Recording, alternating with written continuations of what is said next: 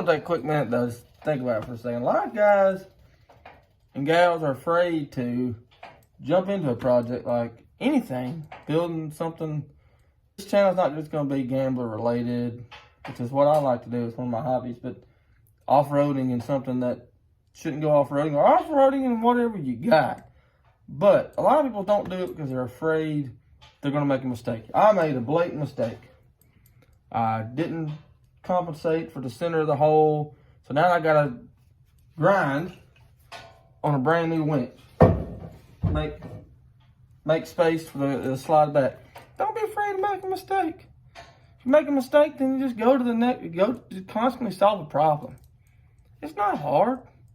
I make mistakes all the time, and I've been trying to. This is second, third car I've built like this, and constantly gonna make mistakes. And it's not gonna be my last mistake. It's not gonna be the last car I ever build. But don't be afraid to start something. If you cut a piece too short, well, that has something to it. I mean, I've done that. You know, well, I can't mess up this one piece of angle because angles, however much money per piece of stick of angle. I understand that. It costs. Then add something to it. Weld it. I've done it. Just beef that spot up. Same with this. I made a mistake. All right, well, I'm going to grind the back of this, make it fit. Just thought I'd throw that in there while I'm sitting over here grinding on it. It's going to take me 20 minutes. Sure, but it's better than cutting all this off, moving it out. No, I ain't doing all that. It's a 2000 Buick LeSabre that I drug out of a field that I traded a boom boom stick for, and the guy gave me money and a car for a boom boom stick. Okay? I ain't that worried about it. Just don't sweat the big things. Winch is mounted. Pretty simple. Just grinded that a little. Made it fit. I just got a hand tight, as you can see. Make it hand tight. That can stay there. Stay there, don't matter to me. The lucky part is, some of y'all are probably thinking, man, that's a lot of wire to run all the way to the front of the car. Well, if anybody knows anything about a Buick LeSabre, or this model anyway, I don't know about others, the battery's under the back seat. So I should have plenty of cable to run straight to the back seat, which will be fine. This is gonna go to the control box. This little doonad, that's where your controller mounts to. If any of y'all, the 37 people watching, know if the Harbor Freight wireless deal works on any winch, because I got this same winch on the front, and I have this button mounted in the cabin of the car. So if that would fit, that would be, or if that would work, that'd be awesome to have two wireless controllers instead of having your standard setup. So I'm gonna put this in the back, mount it up. I may just leave the controller. I don't know. I like having the controller in the front. I kind of got my other one. This needs to go inside the trunk. And I have more.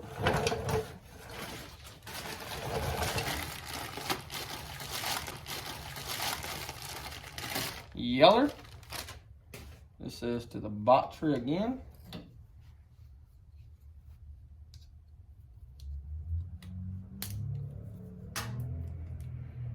To the battery.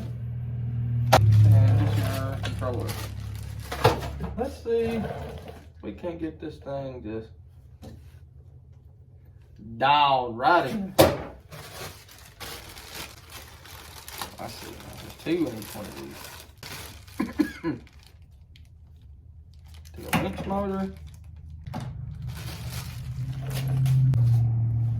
There ain't two of them. RBA. Blah, blah, blah. I mean, it's pretty self-explanatory. If you didn't know, the winch itself, it's got on the sides, it's got a blue tab and a yellow tab on the side of the winch. Okay? And you got blue wire. The blue, we'll go to the blue. From the blue from the winch to the blue to this relay or control, whatever you want to call it. This goes to this. And then you also have your ground to the ground. The red to the red. They make this super simple. Like, if I can do it, you can do it. It's pretty easy. And then this is obviously your plug for your remote. I need to mount that in the back, but I need to see.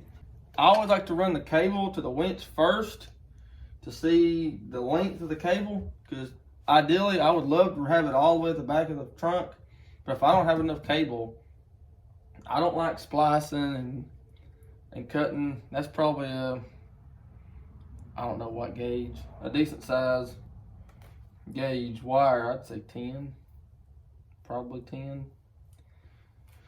So that's what I do first. So I like to do that and see where it allows me to mount it, so I can get off of there. So I can see where. Normally the trunk stays pretty dry. I've done a lot of stuff to make the trunk dry. I've siliconed and make a gasket and made plates to go in the trunk, so this thing does stay dry. Because I do carry a lot of tools with me when I go, and a lot of spare parts. That's one thing that you need to consider when you build something that's not meant for off-road to go off-roading. You need to consider what your bottleneck or breaking points are. Like for this car, it's been notorious radiator and CV axles.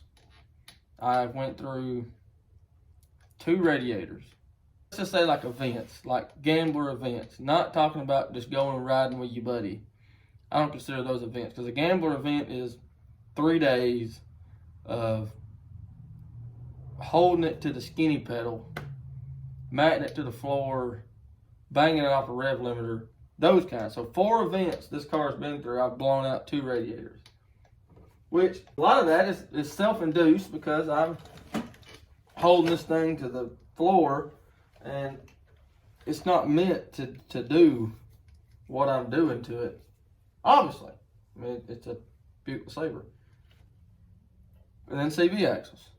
So that's why I have a spare radiator rack in the trunk. And I have CV axles in the trunk. So in the case that I break them, that I can have them there. I bought a parts car. You may not be able to buy a parts car, but I bought a parts car for $300. That's just being straight legit with you, which is what I'll always be. I'll just be completely honest. I bought a parts car for $300. Of course, you don't have a title. Don't need a title. Don't care for a title. But it's got a motor, transmission. I've done carry all the extra like sensors, all that jazz. I take all that stuff with me, just in case.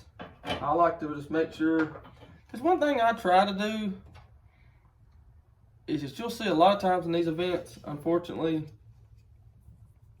is there's a guy banging a rev limiter on something, which we all do. And it's got bald street tires. It don't want to move down a dirt road, much less in a mud hole, in a water hole, in a creek bank. And it holds everybody up.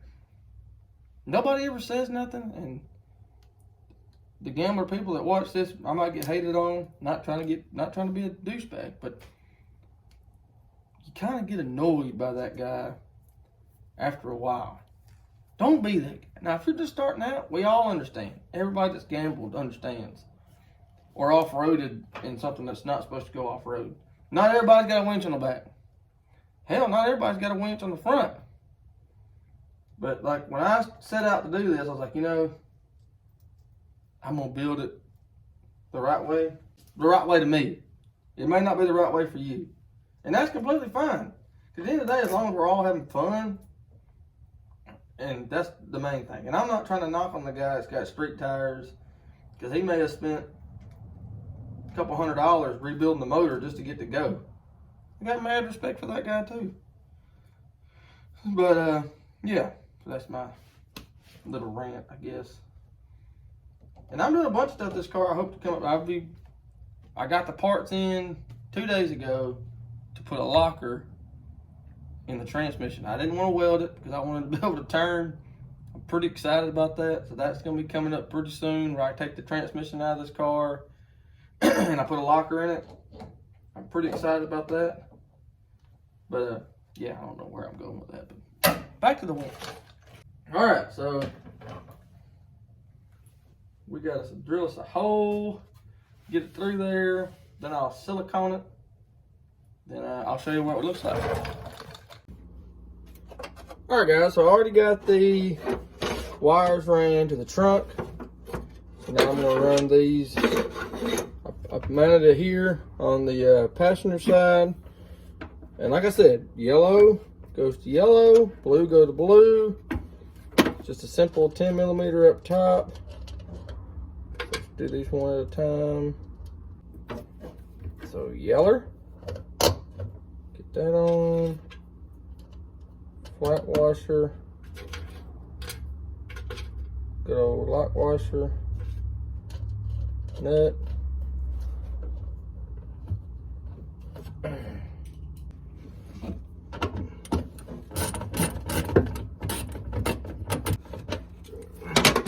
It's yellow and the blue.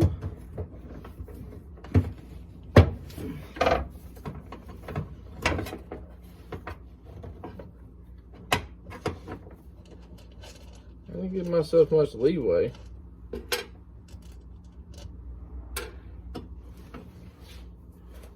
thought the yellow one was the short one.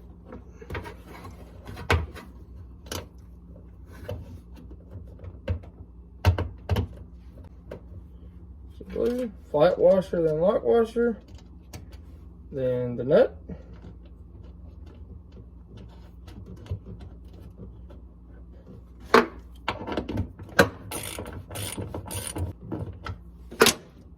Let's run our positives and ground.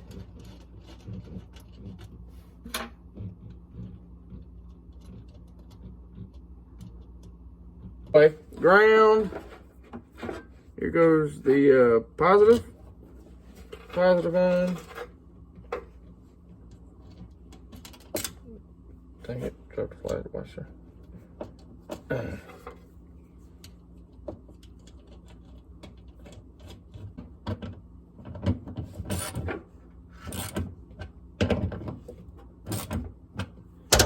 All right, so let's hook up our cable, in our controller, and we should have power. Unless I screwed something else up.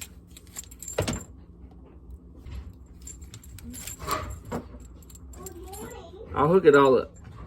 All right, so I got it all wired up. I got the controller in. It should work. Bam.